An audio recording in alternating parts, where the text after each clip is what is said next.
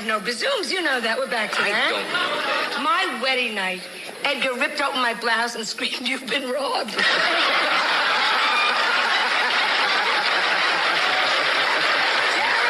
Because I was out of one to charm. They didn't expect it. Oh, come on now. Oh, John, please. They hated me. Really? My bath toys were a toaster and a radio. Talked about plastic surgery before? Yeah, I would do. I have to be careful. What's that? Again, a friend of mine went to a doctor. Yeah? To have something done? What was she going to have done? And she said... She said what? Went to this plastic surgeon. Make me like Bo Derek. Right. And he gave her a lobotomy.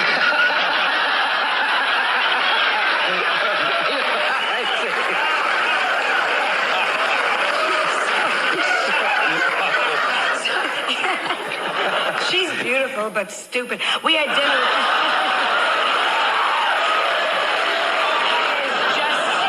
She studies for her pap test. I mean, this is not...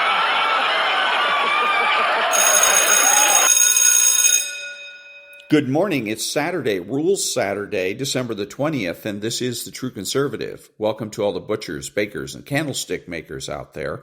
I'm Ron, your host, and the only true conservative in the United States today. So today, after the Serenity Prayer and the patriotic song of the day, we will have no free lunch, motivation, meditation, and return of the primitive.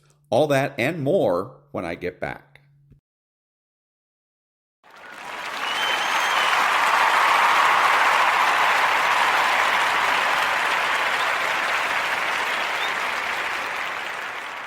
God, grant me the serenity to accept the things I should not change, the courage to change the things I should, and the wisdom to know the difference. Amen.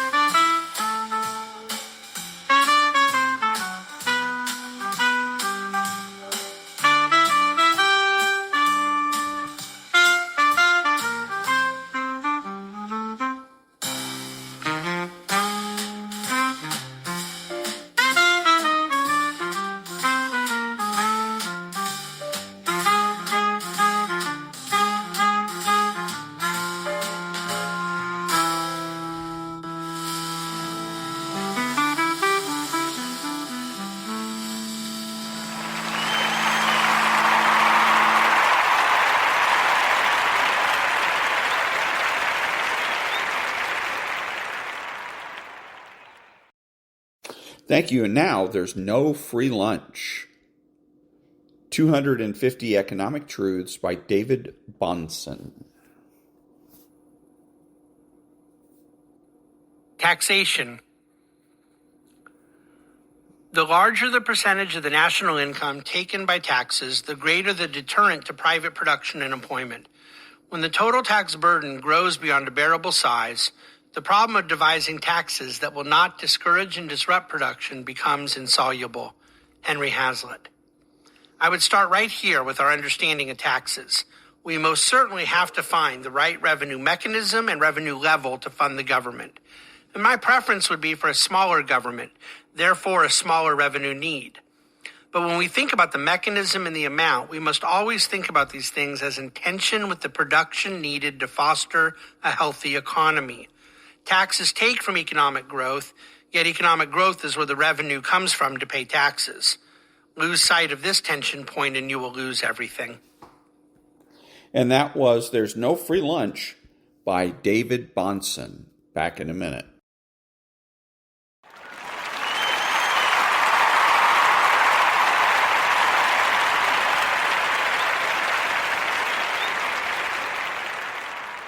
Thank you. Now, a new book, The Gentle Inquisitor, Mastering the Art of Empathetic Interviewing.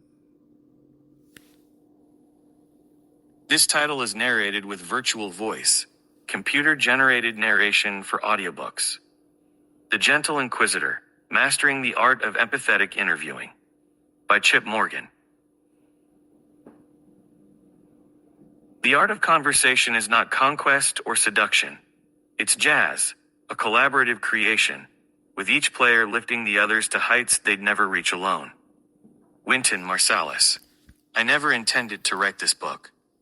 For years, I conducted interviews like most of my colleagues, efficiently, directly, and with a determined focus on extracting information. The approach seemed effective enough. After all, it was how I'd been trained. But something always felt missing in these exchanges. A deeper truth that remained just beyond reach, obscured by the very techniques I was employing to uncover it. My journey toward empathetic interviewing began unexpectedly during a particularly challenging case. I was interviewing a witness who, despite all evidence suggesting they possessed crucial information, remained completely closed off. Frustrated after multiple attempts using standard techniques, I abandoned my usual approach. Figuring I was not going to be successful in this interview, instead of pressing harder, I simply listened genuinely, without agenda. The transformation was immediate and profound. As the pressure dissipated, so did the resistance. Information began flowing naturally, revealing insights far more valuable than what my prepared questions targeted. This moment fundamentally altered my understanding of human communication and sparked a decades-long exploration into psychology, ethics, and practical application of non-confrontational interviewing methods. The results have consistently demonstrated that empathy isn't merely a soft skill, but rather the most powerful tool available to those seeking truth.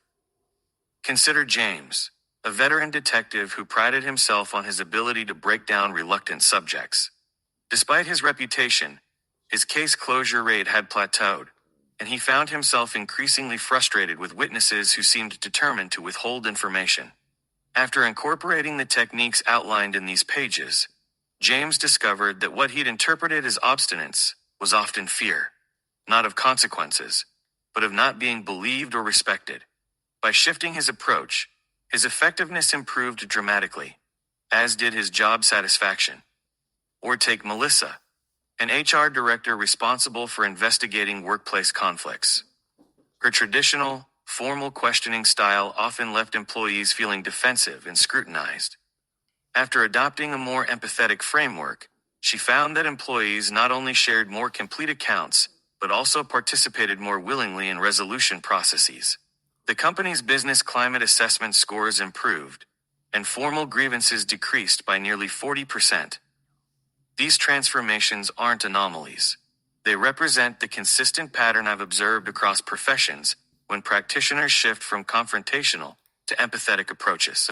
This book codifies these observations into practical, applicable techniques that preserve professional rigor while enhancing human connection. My understanding has been immeasurably enriched by the work of scholars in communication theory, psychology, and neuroscience.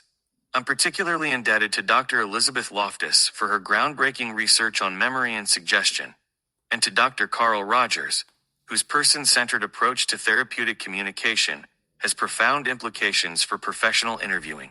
I must also acknowledge the hundreds of practitioners who shared their experiences with me, allowing me to refine these methods in real-world contexts. The path to mastering empathetic interviewing isn't simple. It requires unlearning deeply ingrained habits, embracing vulnerability, and developing a genuine curiosity about others. This book doesn't offer shortcuts or manipulative tactics. Instead, it provides a framework for authentically connecting with others in service of discovering truth. If you find yourself frustrated by the limitations of conventional interviewing techniques, if you believe that there must be a more effective and humane way to conduct professional conversations, or if you simply wish to deepen your understanding of human communication, this book was written with you in mind. Whether you work in law enforcement, human resources, education, or any field that requires skilled interviewing, these pages contain practical wisdom that can transform your professional practice. The Gentle Revolution. The techniques in this book aren't revolutionary in their complexity. In fact, their power lies in their simplicity. What makes them revolutionary is how dramatically they contrast with conventional wisdom about professional interviewing. For generations, we've been taught that effectiveness requires assertiveness, that control is paramount, and that showing too much understanding might be exploited. These assumptions have created a professional culture that often values dominance over discovery. Through these pages, I invite you to consider an alternative approach, one where genuine connection creates the psychological safety necessary for honesty to flourish. You'll learn the neurological basis for why confrontation triggers defensive responses that inhibit recall and disclosure. You'll discover practical techniques for creating rapport even in challenging circumstances. Most importantly, you'll develop the capacity to remain present and emotionally available while maintaining professional boundaries. This isn't merely a technical manual. It's an invitation to reimagine your role as an interviewer. The shift from interrogator to gentle inquisitor represents not just a change in technique, but a fundamental reorientation of purpose, from extracting information to facilitating revelation. I've witnessed this approach transform careers and institutions. Police departments have improved community relations while increasing successful prosecutions. Companies have reduced turnover while improving internal investigations. Educational institutions have better addressed misconduct while strengthening trust with students. These outcomes aren't contradictory. They're the natural result of aligning our methods with how human minds actually work. As you turn these pages, you'll find stories from real practitioners, with details changed to protect confidentiality, research-backed principles, and practical exercises designed to build your capacity for empathetic interviewing. I encourage you to approach this material not just as information to be absorbed, but as practices to be embodied. The journey toward mastery begins with a single conversation. I'm deeply grateful that you've chosen to begin that journey here, and I look forward to the positive ripples your transformed practice will create in the lives you touch. And that was, I guess, the preface. Doesn't say here, but I'm guessing that was the preface of the book, The Gentle Inquisitor, Mastering the Art of Empathetic Interviewing. And basically what it is, they put it in euphemistic terms, but basically this is all about manipulation. How to manipulate people in an interview setting. So if you're sitting down with a politician, you're sitting down, like you said, with a suspect or a witness. In the case of the detective, he's going to share with you the tools and the techniques on how to manipulate these people. So again, that was The Gentle Inquisitor, Mastering the Art of Empathetic Interviewing by Chip Morgan. Back in a minute.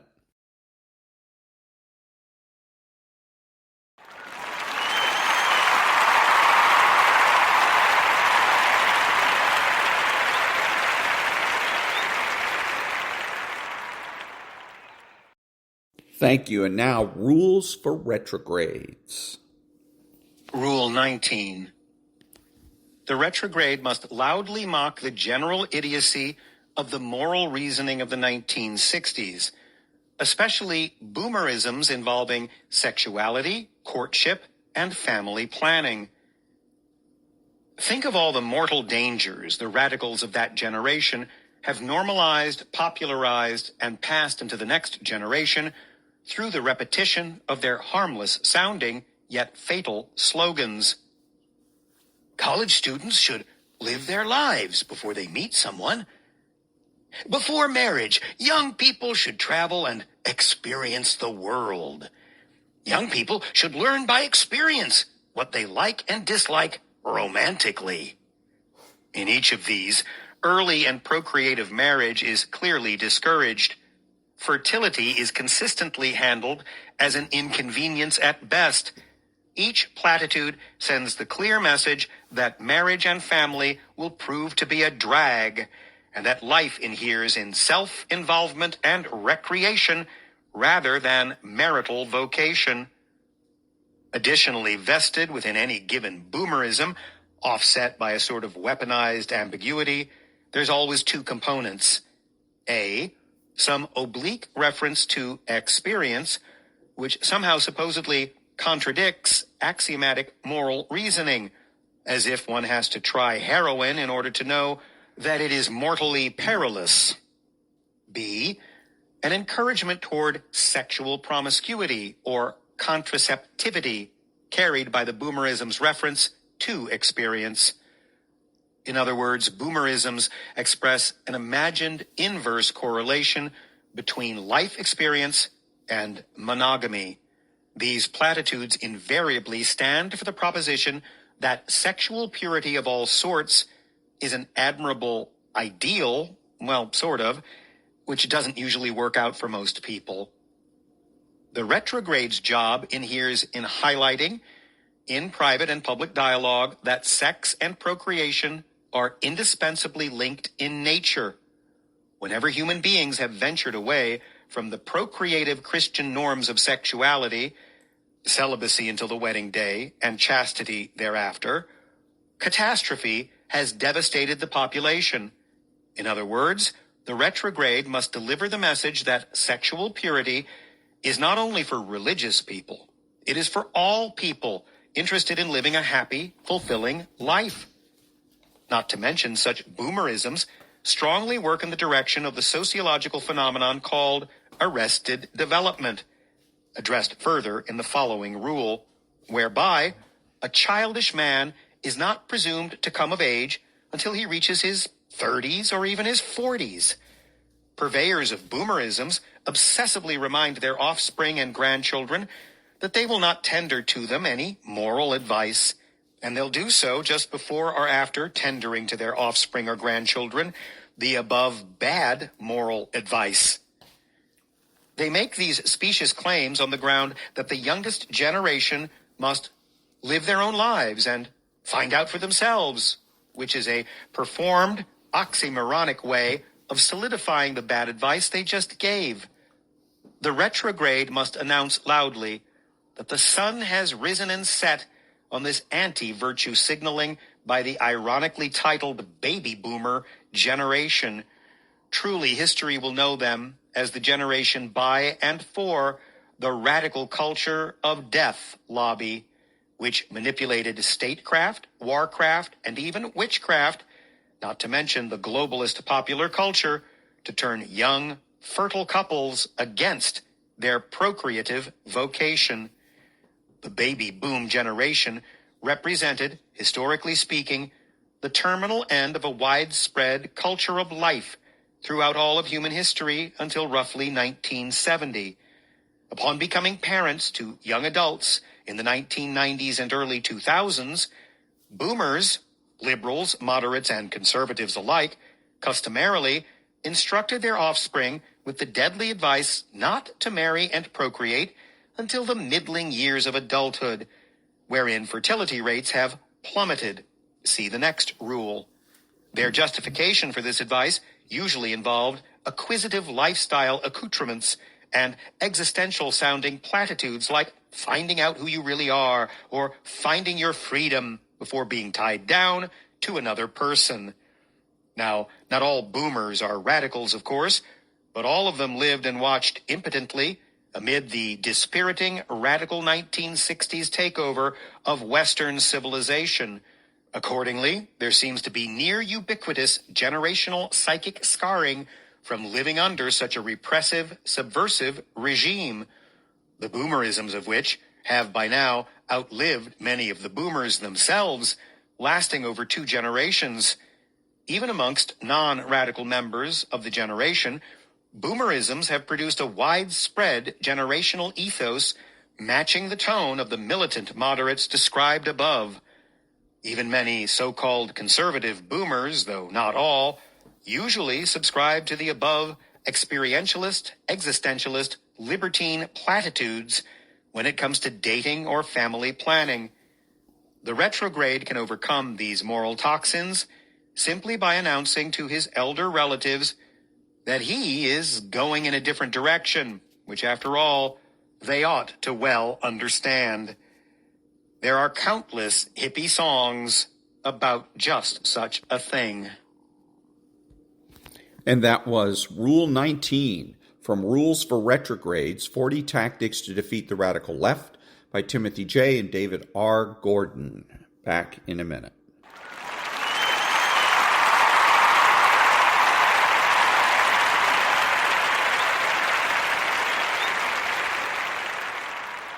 Thank you. Now a little motivation. You don't become what you want. You become where your habits take you. Nothing's ever going to be given to you. Everything's going to be earned. If you don't go out there and put in the work, you don't go out and put in the effort, 1, you're not going to get the results. But 2, more importantly, you don't deserve it. You didn't earn it. There's certain things you want out of life. You want the finest things, but you're not willing to work for them. You cry about you don't get this opportunity, you don't get this break, but you're not positioning yourself. And you're still trying to get a handout. You got to work. It wouldn't be fair if just anybody could just get a degree and not have to work. Because guess what it would mean? It would mean your degree is worth nothing. If other people didn't have to work hard, didn't have to sweat, didn't have to stay up all night, didn't have to do research, didn't have to go to the library, didn't have to sacrifice sleep, didn't have to make sacrifices in life, if everybody just threw out degrees, they wouldn't be worth anything. You see, the only difference between the one who quits and the one who doesn't is that they showed up every day. They worked hard every day. They hustled every day. They improved every day. They did all this even though they felt like quitting every day. You putting in the work, and the only reason you pissed, the only reason you quitting is not because you want to quit, because you keep looking up and you saying we 3 in. Who cares what you are? If you keep going, you're gonna break through. The only people that don't break through are the people who scoreboard watching. That's the problem with some of y'all. You stopping working to look at yourself. You're not grinding. You glaring. You should be grinding and you looking at the score. The score is what it is. The score ain't about to change because you looked at it. Keep playing the game. Keep grinding. Keep working. And that other stuff will take care of itself. Wake up every single day. And if the opportunity to work out is there, work out. If the opportunity is there to read, read. Because you got to tell the flesh who's in control. I'm in control. You're not in control. I know you don't want to wake up. You don't have an option. Get up. We trying to eat. There's a certain lifestyle we want.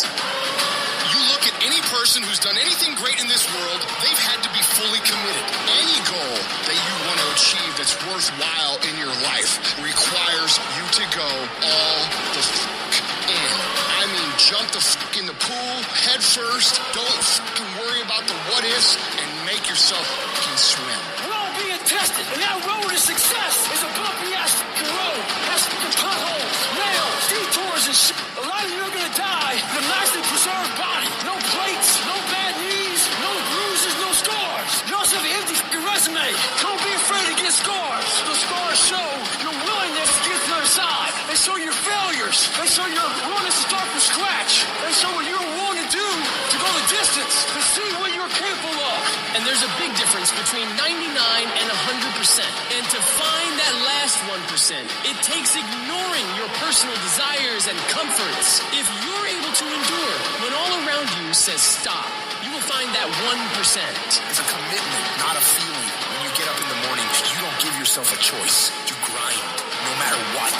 When you're just not feeling it, you gotta force yourself. When your feelings tell you no, you tell them to shut the fuck up. You don't want to get up and get out of bed, you get up and get the fuck out of bed. You don't want to study, you fucking study. You don't want to get to work, you get to fucking work. When everything in you is kicking and screaming, you have to take control and tell yourself, I do not stop. I'm not going to sit around and wait for good things to happen to me. I'm going to grind. I'm going to fight. I'm going to do everything in my power to become the very best version of me. When you do the things most people aren't willing to do, you'll live the life most people never will. When you look back after working your ass off, you will see every challenge, all the knockdowns, breakdowns, and every bit of the pain and daily struggle will all be fucking worth it.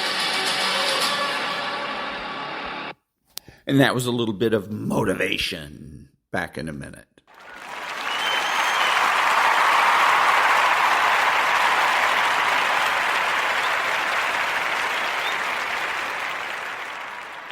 Thank you. And now, a little bit of meditation.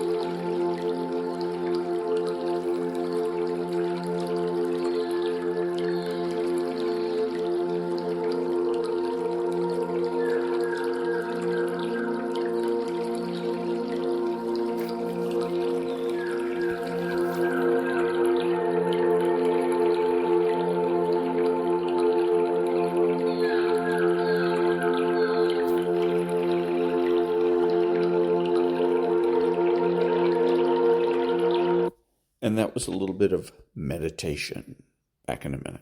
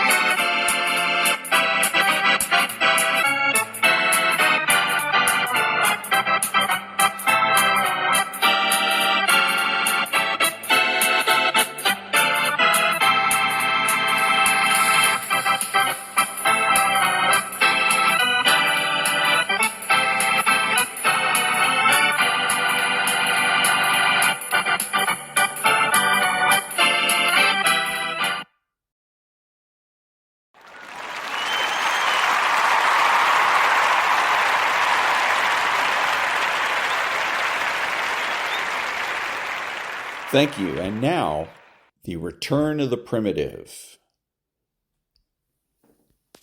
The thinking child is not antisocial.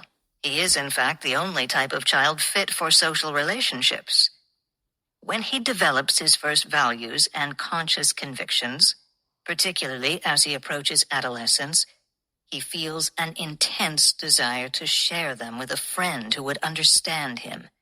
If frustrated, he feels an acute sense of loneliness. Loneliness is specifically the experience of this type of child or adult. It is the experience of those who have something to offer.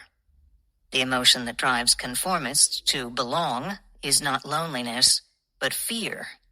The fear of intellectual independence and responsibility. The thinking child seeks equals. The conformist seeks protectors.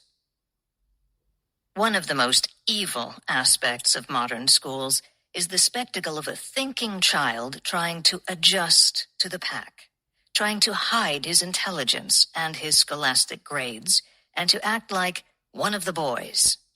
He never succeeds and is left wondering helplessly, what is wrong with me? What do I lack? What do they want? He has no way of knowing that his lack consists in thinking of such questions. The questions imply that there are reasons, causes, principles, values, which are the very things the pack mentality dreads, evades, and resents. He has no way of knowing that one's psychoepistemology cannot be hidden, that it shows in many subtle ways, and that the pack rejects him because they sense his factual, i.e., judging orientation, his psychoepistemological self-confidence and lack of fear. Existentially, such loners lack social self-confidence and, more often than not, are afraid of the pack. But the issue is not existential. Gradually, the thinking child gives up the realm of human relationships. He draws the conclusion that he can understand science, but not people, that people are unknowable, that they are outside the province of reason, that some other cognitive means are required which he lacks. Thus, he comes to accept a false dichotomy, best designated as reason versus people, which his teachers are striving to instill and reinforce. The conformists, in the face of that dichotomy, give up reason. He gives up people. Repressing his need of friendship, he gives up concern with human values, with moral questions, with social issues, with the entire realm of the humanities. Seeking rationality, objectivity, and intelligibility, i.e., a realm where he can function, he escapes into the physical sciences, or technology, or business, i.e., into the professions that deal primarily with matter rather than with man. This is a major cause of America's brain drain, of the appalling intellectual poverty in the humanities, with the best minds running for temporary protection to the physical sciences. There is nothing wrong, of course, in choosing a career in the physical professions, if such is one's rational preference. But it is a tragic error if a young man chooses it as an escape, because the escape is illusory. Since the dichotomy he accepted is false, since repression is not a solution to anything, but merely an impairment of his mental capacity, the psychological price he pays is nameless fear, unearned guilt, self-doubt, neurosis, and more often than not, indifference, suspicion, or hostility toward people. The result, in his case, is the exact opposite of the social harmony the Comprachicos of progressive education had promised to achieve. There are children who succumb to another similar dichotomy, values versus people. Prompted by loneliness, unable to know that the pleasure one finds in human companionship is possible only on the grounds of holding the same values, a child may attempt to reverse cause and effect. He places companionship first and tries to adopt the values of others, repressing his own half-formed value judgments in the belief that this will bring him friends. The dogma of conformity to the pack encourages and reinforces his moral self-abnegation. Thereafter, he struggles blindly to obtain from people some satisfaction which he cannot define and which cannot be found, to alleviate a sense of guilt he cannot name, to fill a vacuum he is unable to identify. He alternates between abject compliance with his friends' wishes and peremptory demands for affection. He becomes the kind of emotional dependent that no friends of any persuasion could stand for long. The more he fails, the more desperately he clings to his pursuit of people and love. But the nameless emotion, growing in his subconscious, never to be admitted or identified, is hatred for people. The result, again, is the opposite of the Comprachicos' alleged goal.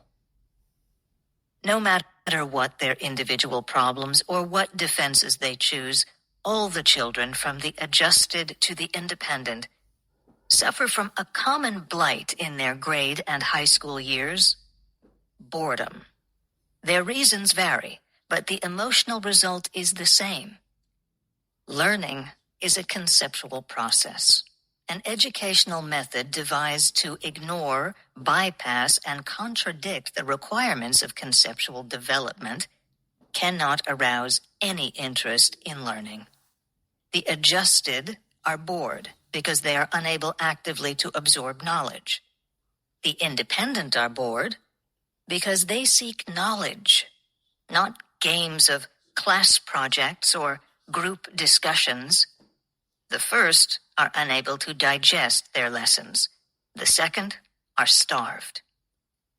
The Comprachicos succeed in either case. The independent children who resist the conditioning and preserve some part of their rationality are predominantly shunted or self-exiled into the physical sciences and allied professions, away from social, philosophical, or humanistic concerns.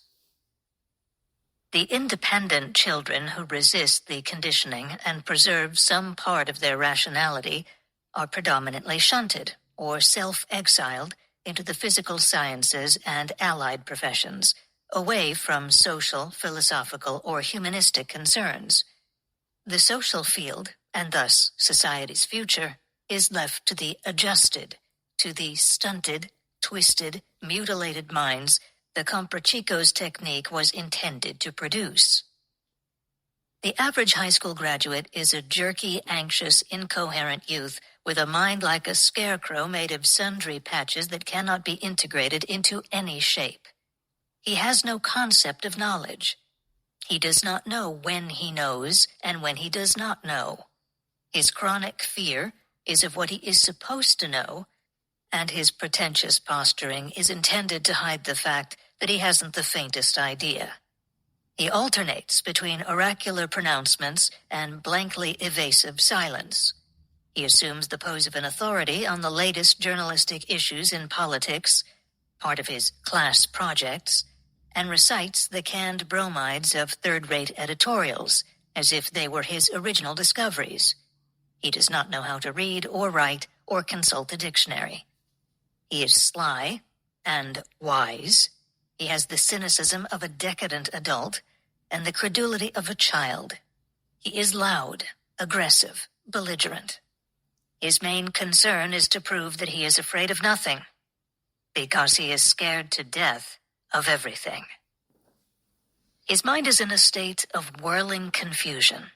He has never learned to conceptualize, i.e., to identify, to organize, to integrate the content of his mind. In school and out, he has observed and experienced, or more precisely, been exposed to, many things, and he cannot tell their meaning or import. He does not know what to make of them, sensing dimly that he should make something somehow. He does not know where to begin. He feels chronically behind himself, unable to catch up with his own mental content, as if the task of untangling it were far beyond his capacity.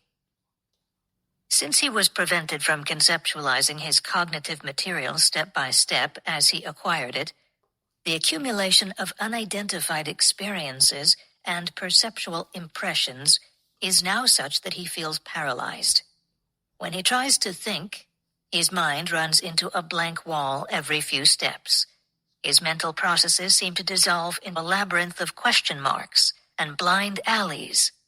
His subconscious, like an unattended basement, is cluttered with the irrelevant, the accidental, the misunderstood, the ungrasped, the undefined, the not fully remembered. It does not respond to his mental efforts. He gives up. The secret of his psychoepistemology, which baffles those who deal with him, lies in the fact that as an adult, he has to use concepts, but he uses concepts by a child's perceptual method.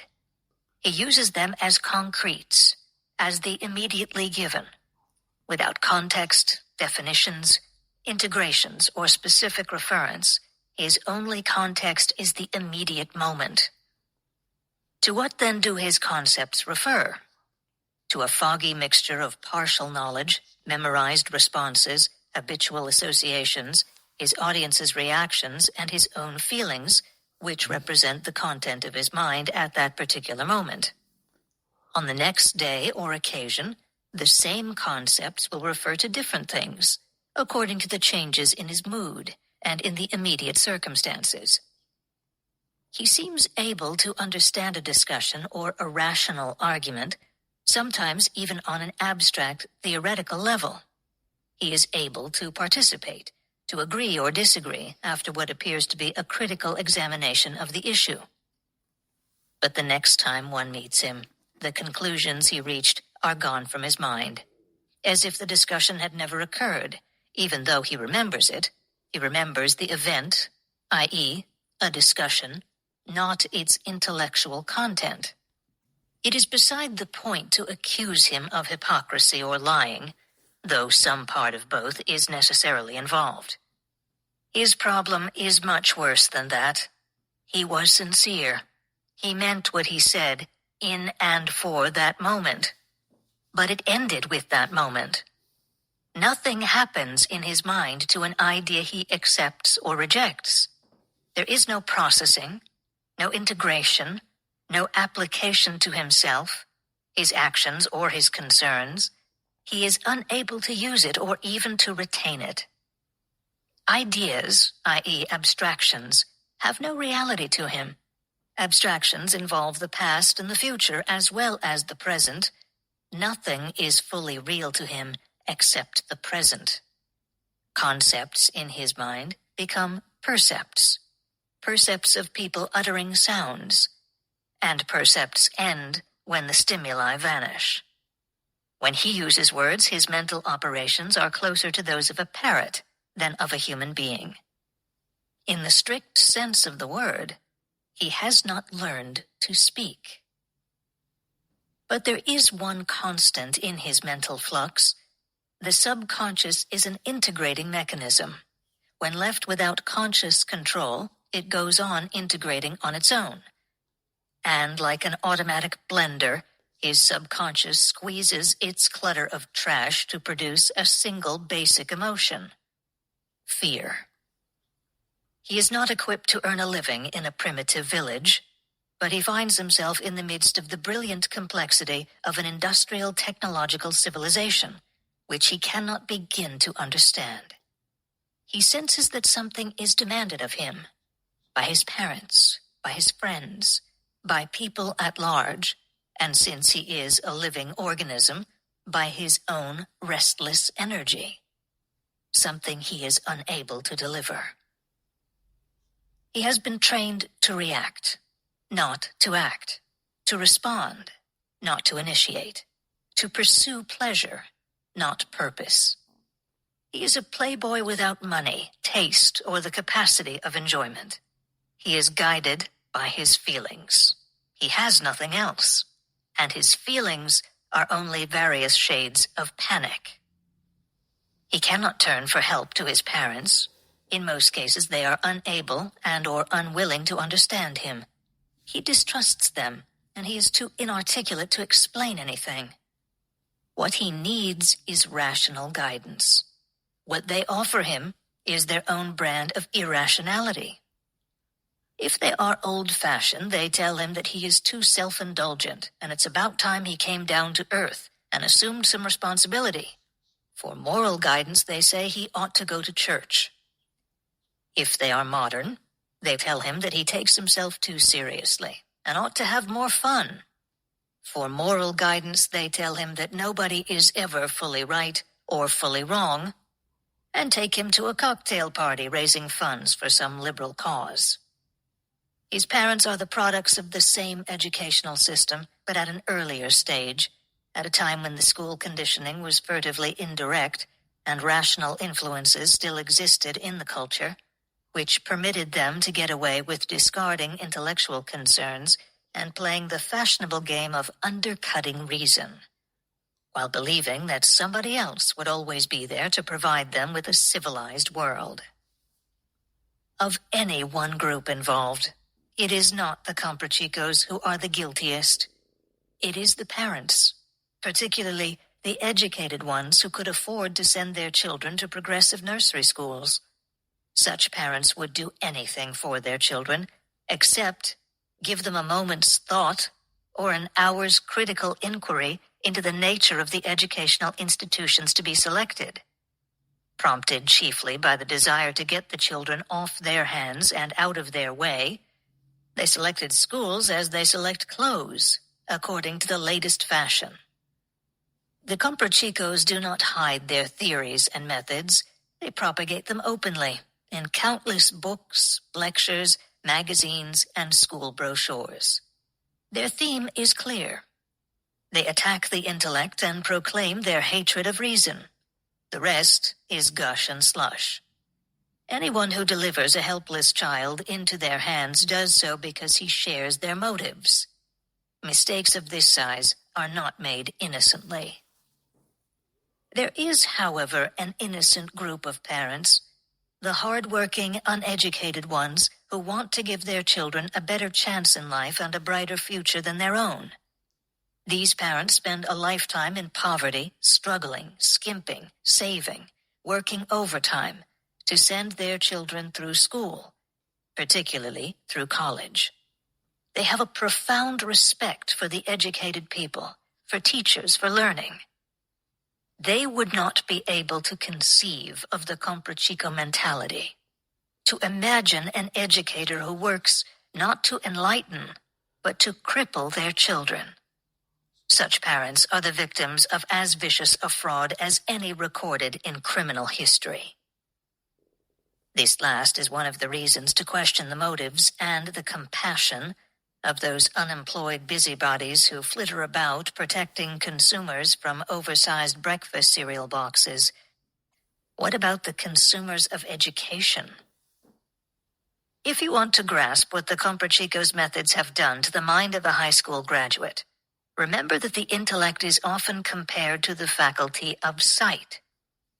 Try to project what you would feel if your eyesight were damaged in such a way that you were left with nothing but peripheral vision.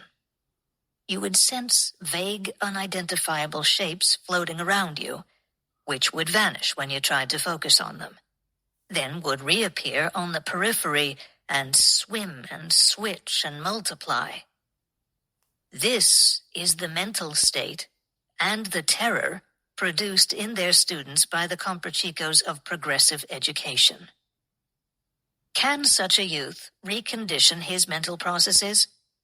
It is possible, but the automatization of a conceptual method of functioning, which in his nursery school years would have been an easy, joyous, natural process, would now require an excruciatingly difficult effort. As an illustration of the consequences of delaying nature's timetable, consider the following. In our infancy, all of us had to learn and automatize the skill of integrating into percepts the material provided by our various sense organs. It was a natural, painless process which, as we can infer by observing infants, we were eager to learn. But medical science has recorded cases of children who were born blind and later, in their youth or adulthood, underwent an operation that restored their sight. Such persons are not able to see, i.e., they experience sensations of sight, but cannot perceive objects. For example, they recognize a triangle by touch, but cannot connect it to the sight of a triangle. The sight conveys nothing to them. The ability to see is not innate. It is a skill that has to be acquired. But the material provided by these persons' other senses is so thoroughly integrated and automatized that they are unable instantly to break it up to add a new element, vision. This integration now requires such a long, difficult process of retraining that few of them choose to undertake it. These few succeed after a heroically persevering struggle. The rest give up, preferring to stay in their familiar world of touch and sound, to remain sightless for life. An unusual kind of moral strength and of personal ambition, i.e., of self-esteem, is required to regain one's sight. A profound love of life, a passionate refusal to remain a cripple, an intense dedication to the task of achieving the best within one's reach. The reward is commensurate. The same kind of dedication, and as difficult a struggle, are required of a modern high school graduate to regain his rational faculty. The reward is as great or greater. In the midst of his chronic anxiety, he is still able to experience some moments of freedom, to catch a few glimpses of what life would be like in a joyous state of self-confidence. And one thing he does know for certain, that there is something wrong with him. He has a springboard, a slender, precarious one, but still a springboard, for an incentive to recapture the use of his mind. The comprachicos destroy that incentive in the third stage of their job, in college. 4. Most young people retain some hold on their rational faculty, or at least some unidentified desire to retain it, until their early 20s, approximately until their post-college years. The symptom of that desire is their quest for a comprehensive view of life. It is man's rational faculty that integrates his cognitive material and enables him to understand it. His only means of understanding is conceptual. A consciousness, like any other vital faculty, cannot accept its own impotence without protest. No matter how badly disorganized, a young person's mind still gropes for answers to fundamental questions, sensing that all of its content hangs precariously in a vacuum. This is not a matter of idealism, but of psycho-epistemological necessity. On the conscious level, the countless alternatives confronting him make a young person aware of the fact that he has to make choices and that he does not know what to choose or how to act. On the subconscious level, his psychoepistemology has not yet automatized a lethargic resignation to a state of chronic suffering, which is the solution of most adults, and the painful conflicts of his inner contradictions, of his self-doubt, of his impotent confusion, make him search frantically for some form of inner unity and mental order. His quest represents the last convulsions of his cognitive faculty at the approach of atrophy, like a last cry of protest. And that was the first part of Chapter 7 of Return of the Primitive, the Anti-Industrial Revolution, written by Ayn Rand and read by Bernadette Dunn. The problem with all of this is that it gets abstract and theoretical. She's using terms that are kind of beside the point when she talks about comprachicos. It's very artistic, but it fails to communicate. The better way to have done this was approach it from a conservative and liberal standpoint. The conservative child, the bright conservative child, goes to a liberal school. And what happens at the liberal school? That's where the liberal school people, the teachers and the kids, socialize the child at the expense of his intellect. So every time when you're reading this book, you substitute the word liberal for the word comprachicos, it starts to make sense. So again, Ayn Rand, Return of the Primitive. Back in a minute.